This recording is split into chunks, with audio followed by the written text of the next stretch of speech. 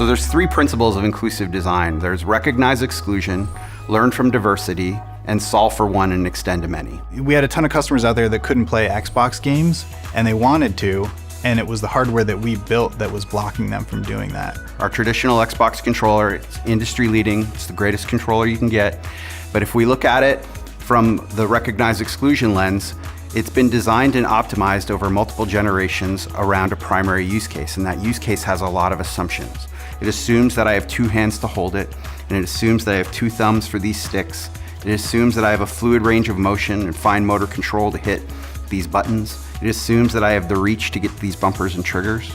And it assumes that I have the endurance to hold it for like a long gaming session. And so once people understood that, hey, there's something we can do about that, we can build hardware, it doesn't have to be complicated, it doesn't have to be expensive, and it can open the door to Xbox gaming for so many new people, it becomes a no-brainer. Like you have to do it.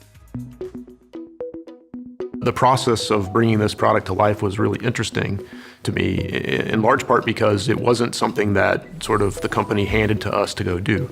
It was a grassroots product. It was very hacky. You know, at the time it was a hackathon, and so our stuff looked pretty rough. When the time it came to mature this into an actual product, there was a lot of questions around, okay, how do we get all the small details right? Like, big idea, awesome. We had to rethink how we did requirements. We had to rethink packaging. We had to rethink everything about our hardware development process, and that has been a challenge, and it's also been very rewarding.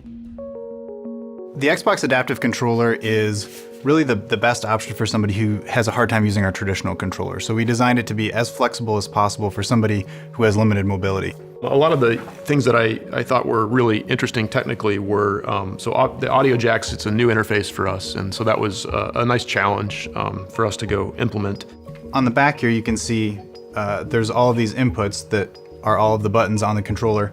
I also enjoyed quite a bit working on the USB subsystem. That was new. It's something the controllers don't have typically. When I have this product in front of me, I don't actually have to see the jack that I'm plugging into. I can feel it with this small groove and plug the pin in really easily. It's little details like that that make it a great adaptive product, but also make it easier for anyone to use. It's large enough on purpose to sit on your lap easily.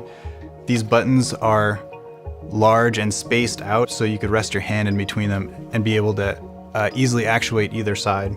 You can attach a tripod to it. There's all different kinds of universal mounts. So you can attach this to a table, a lap desk, behind the chair you're sitting in, anywhere that works for your space. So the flexibility of this product was super important to the design. Some of the other bits of feedback that we got from the community was how important it was that these surfaces were domed. It makes it more comfortable. It makes it a lot easier to run your hand over and actuate the buttons.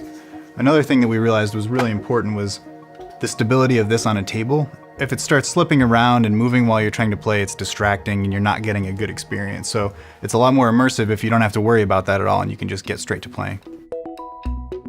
This is a product unlike any we've done before, and so you need the feedback from your users to make sure you're designing the right thing.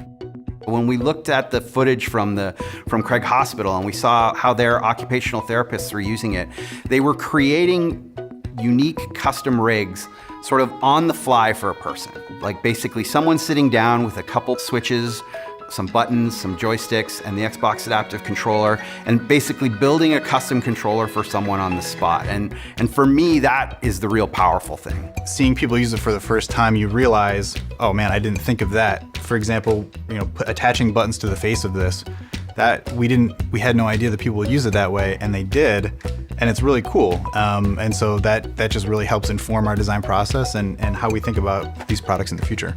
The Xbox Adaptive Controller is really easy. You just plug it in, and then you can plug in various switches to control the buttons and the arrows and the joystick.